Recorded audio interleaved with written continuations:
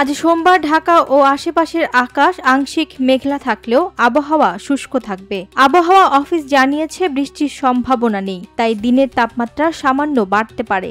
এ সময় দক্ষিণ বা দক্ষিণ পূর্ব দিক থেকে ঘন্টায় 10 থেকে 15 কিলোমিটার বেগে বাতাস প্রবাহিত হতে পারে।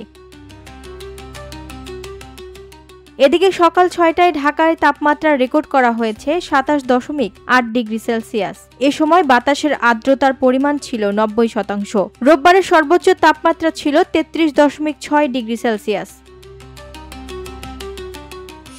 এদিকে সবশেষ সারা দেশের জন্য দেয়া 120 ঘন্টার পূর্বাভাসে বলা হয়, আজ রংপুর, ময়মনসিংহ ও সিলেট বিভাগের অনেক জায়গায়, রাজশাহী ও চট্টগ্রাম বিভাগের কিছু কিছু জায়গায় এবং ঢাকা, খুলনা ও বরিশাল বিভাগের 2-1 জায়গায় অস্থায়ীভাবে দমকা হাওয়া সহ হালকা থেকে মাঝারি ধরনের বৃষ্টি বা বজ্রবৃষ্টি হতে পারে। সেই সঙ্গে রংপুর, ময়মনসিংহ ও সিলেট বিভাগের কোথাও কোথাও মাঝারি থেকে ভারী বর্ষণ হতে পারে। সর্বোপরি সারা দেশে দিন ও রাতের তাপমাত্রা সামান্য বাড়তে পারে।